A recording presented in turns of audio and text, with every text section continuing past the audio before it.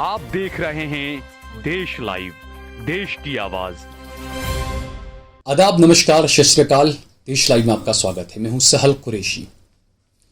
श्रीनगर की जामा मस्जिद में आज जुमा की नमाज अदा नहीं करने दी गई। जुमातुल विदा है, रमज़ान का आखिरी जुमा। श्रीनगर जम्मू कश्मीर एक रोज़ा आगे चल रहा है भारत के दूसरे राज्यों के मुकाबले। तो आज आखिरी जुमा था, लेकिन आखिरी जुमा के वक्त वहाँ पर अचानक ही काफ़ी लाव लश्कर सारा अधिकारी वगैरह पहुँच गए और कहा गया कि फ़ौरन मस्जिद के दरवाजे बंद कर दीजिए और अब वहाँ पर जुमा की नमाज नहीं पढ़ने दी गई। ये पहली बार नहीं हुआ है। इससे पहले अभी शब बारात के वक्त भी ये हुआ था कि शब बारात के वक्त भी कहा गया कि आप सामूहिक नमाज अदा नहीं कर सकते हैं श्रीनगर की जामा मस्जिद के अंदर। यही है न्यू इंडिया, यही है आत्मनिर्भर भारत और यही है विश्व गुरु बनने के रास्ते कि मस्जिदों के अंदर आप नमाज भी सही से नहीं पढ़ सकते। इससे पहले हमने देखा था उत्तर प्रदेश के अंदर कुछ मुसलमान अपने घर में नमाज पढ़ रहे थे और उनको 5-5 लाख रुपए का नोटिस दे दिया गया था कि आप जवाब दो आकर। हरियाणा के अंदर सोनीपत के एक गांव में रात का तरावी का नमाज का वक्त था, कुछ मुसलमान नमाज पढ़ रहे थे। कुछ गुंडे, भगवादारी गुंडे मस्जिद के अंदर हथियार लेकर पहुंच गए और वहां पर वो तमाम जो मुसलमान जो नमाज अपनी मस्जिद के अंदर पढ़ रहे थे उनकी पिटाई कर दी। काफ़ी लोग जख्मी हुए वहां पर। उनके घरों पर बुलडोजर चलेगा नहीं चलेगा नहीं पता। तो जम्मू कश्मीर में वहां की सबसे बड़ी जामा मस्जिद है, श्रीनगर के अंदर वो जामा मस्जिद है। वहां पर जुमा की नमाज आज नहीं होने दी गई। कहा गया कि आप दरवाजे बंद कर दीजिए, जुमातुल विदा की नमाज आप आज जामा मस्जिद में नहीं पढ़ सकते हैं। ये कई चीज़ें, कई सवाल उठा रही है दोस्तों कि आखिरकार ये कौन सा लोकतंत्र है, ये कैसा भारत है, ये कैसा उभरता भारत है, ये कौन सा न्यू इंडिया है, ये मोदी जी का कौन सा आइडिया ऑफ इंडिया है। इस खबर पर हम तफसील से आगे बात करेंगे, लेकिन उससे पहले आपको बता दें कि अगर आपने हमारा चैनल देश लाइव सब्सक्राइब ना किया हो तो हमारे चैनल को जरूर सब्सक्राइब करिए।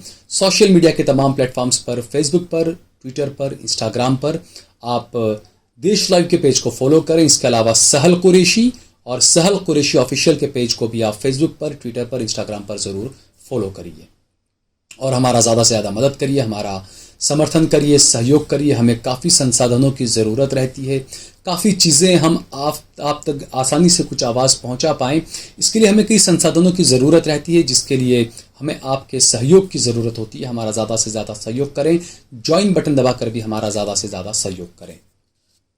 तो जम्मू कश्मीर में जब 370 हटाया गया, 370 हटने के बाद से लगातार ये दावे किए गए कि घाटी में सब कुछ बहुत ही शांत है, बहुत अच्छा माहौल है, अब स्थिति सामान्य हो चुकी है। ये सरकार की तरफ से दावे किए जा रहे थे। तो अगर स्थिति इतनी ही सामान्य हो चुकी है 370 के बाद, तो अब वहां पर जामिया मस्जिद के अंदर जुमा की नमाज क्यों नहीं पढ़ने दी जा रही? आप ही की सरकार के दावे हैं, आपकी इंटेलिजेंस के दावे हैं कि पहले के मुकाबले बहुत कुछ सामान्य हो चुका है 370 हटने के बाद। तो उसके बाद भी आखिरकार ये पाबंदी क्यों, और ये पाबंदी मस्जिदों में ही क्यों और जगहों पर क्यों नहीं? एक तरफ जामा मस्जिद के अंदर घुसकर आप जामा मस्जिद के दरवाजे बंद करवा देते हैं और दूसरी तरफ खबरें आती है कि घाटी के अंदर कई सारे मंदिरों की मरम्मत की जा रही है, मंदिरों का श्रृंगार किया जा रहा है, मंदिरों को नया बनाया जा रहा है, चमकाया जा रहा है। तो एक ही भारत के अंदर आप दो भारत कैसे बना रहे हैं कि मस्जिदों के ऊपर पथराव होगा, मस्जिदों के ऊपर कुछ भगवा गुंडे चढ़कर भगवा झंडा लहरा देंगे, तब आपको नहीं लगता कि सुरक्षा के लिए खतरा है। लेकिन कश्मीर की मस्जिद के अंदर जामा मस्जिद के अंदर अगर जुमा की नमाज होगी तो आपको लगता है ये सुरक्षा के लिए खतरा है। रामनवमी की यात्राएं निकलती है, उसमें बंदूकें लहराई जाती है, मस्जिद के अंदर घुसकर तोड़फोड़ की जाती है, मस्जिद के मीनारों को तोड़ा जाता है, मस्जिद के मीनारे पर चढ़कर वहां पर भगवा झंडा लहरा दिया जाता है। तब आपको सुरक्षा पर खतरा नजर नहीं आता? तब आपको नहीं लगता कि रामनवमी की यात्रा सुरक्षा के लिए खतरा बन रही है? अब उनके हाथ में हथियार होते हैं, तलवारें होती है, चाकू होते हैं, लाठियां होती है, बंदूकें होती है। बंगाल में देखा हमने, बंदूकें लहराई जा रही थी, तब भी वो खतरा नहीं है। लेकिन जो मुसलमान बहुत अमन के साथ, सुकून के साथ एक छुरी भी अपने हाथ में नहीं रखता, एक डंडा भी अपने हाथ में नहीं रखता मस्जिद में जाते वक्त, वो फक्त नमाज सिर्फ वहां पर पढ़ता है, वो आपको सुरक्षा के लिए खतरा लग जाता है। ये कौन सा दोहरा चरित्र है आपका? आप कौन से विश्व गुरु बनने की बात कर रहे हैं? और जैसा मैंने बताया कि जम्मू कश्मीर के अंदर, घाटी के अंदर कई मंदिरों को श्रृंगार किया जा रहा है, नया बनाया जा रहा है, दोबारा उसका रिनोवेशन किया जा रहा है। और उसको लेकर तो अब खुद कश्मीर के पंडितों ने सवाल उठा दिए हैं। कश्मीर के पंडितों ने कहा है कि क्या सिर्फ मंदिरों को नया बना देना, मंदिरों को श्रृंगार देना, क्या सिर्फ इससे माहौल सब ठीक हो जाएगा? कश्मीरी पंडितों के ये चुभते सवाल है भारत के प्रधानमंत्री नरेंद्र मोदी जी के लिए, भारत के एनएसए अजीत डोभाल के लिए, कि आपने बड़े बड़े वादे किए कि 370 के बाद सब कुछ नॉर्मल हो चुका है, स्थिति सामान्य हो चुकी है। आज भी आप जब मन चाहे आप इंटरनेट बंद कर देते हैं, कई चीजें होती है। जबकि कई लोगों ने, एक्सपर्ट ने मुझे यह भी कहा कि इंटरनेट बंद किया जाना ये एक साजिश हो सकती है, क्योंकि अगर कहीं पर कुछ दंगे या कुछ चीजें होती है तो आप इंटरनेट क्यों बंद करते हैं? आपको मेन जो 3 चीजें हैं जहां से आपको लगता है सबसे ज्यादा ये चीजें फैलती है, ट्विटर, इंस्टाग्राम, फेसबुक, सिर्फ ये 3 चीजें हैं जहां से चीजें फैलती है। चौथा एक मान लीजिए यूट्यूब, आपको सिर्फ यूट्यूब, फेसबुक, इंस्टाग्राम, ट्विटर, इन 4 के सर्वर आपको बंद करने चाहिए। सिर्फ आपको पूरा इंटरनेट बंद करने की जरूरत नहीं है, ये सिर्फ 4 चीजों के सर्वर अपने देश में आप बंद करवा दीजिए। इन चीजों से सारी चीजें बाहर आना बंद हो जाएगा, उस राज्य से जहां आप इंटरनेट बंद करते हैं।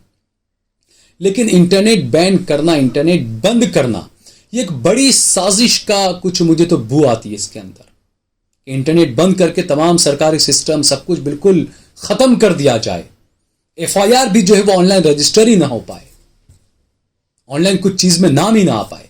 रजिस्टर में करें आप, कुछ भी चीजें रजिस्टर में लिख दें और उसके बाद में उस रजिस्टर को भी बदल दें, कोई पूछने वाला नहीं है आपको।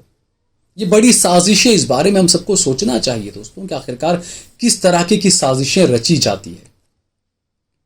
और सबसे बड़ी बात कि एक तबका खुश होता है कि हाँ मुसलमानों को मारा जा रहा है, मुसलमानों के एनकाउंटर किए जा रहे हैं, एक तबका और दूसरा तबका खुश हो रहा है।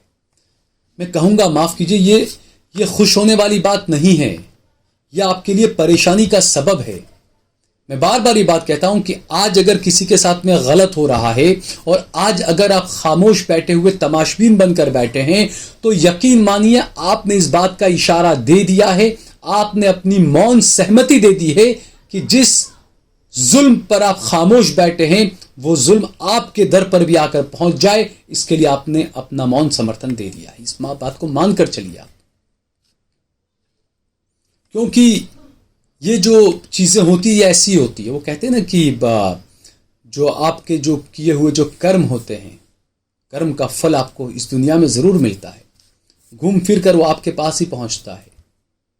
तो आज जब आप खामोश बैठे हैं, तो कल अगर आपके साथ में कुछ होगा ऐसा, तो आप सोच सकते हैं क्या उस वक्त आपके अपने लोग जब खामोश बैठे रहेंगे, आपके पड़ोसी, तब क्या आपको अच्छा लगेगा? क्या सोचेंगे आप उनके बारे में?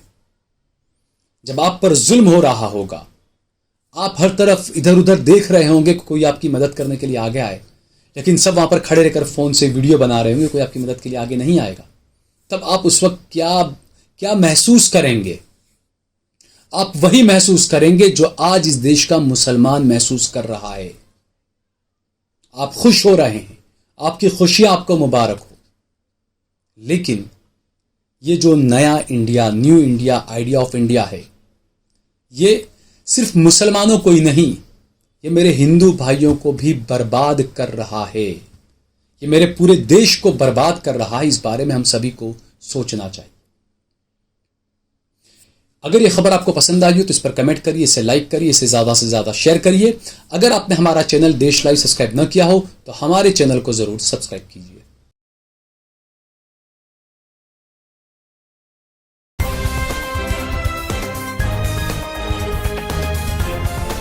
देश और दुनिया की तमाम छोटी और बड़ी खबरों के लिए हमारे चैनल को सब्सक्राइब करना न भूलें और बेल का बटन जरूर दबाएं।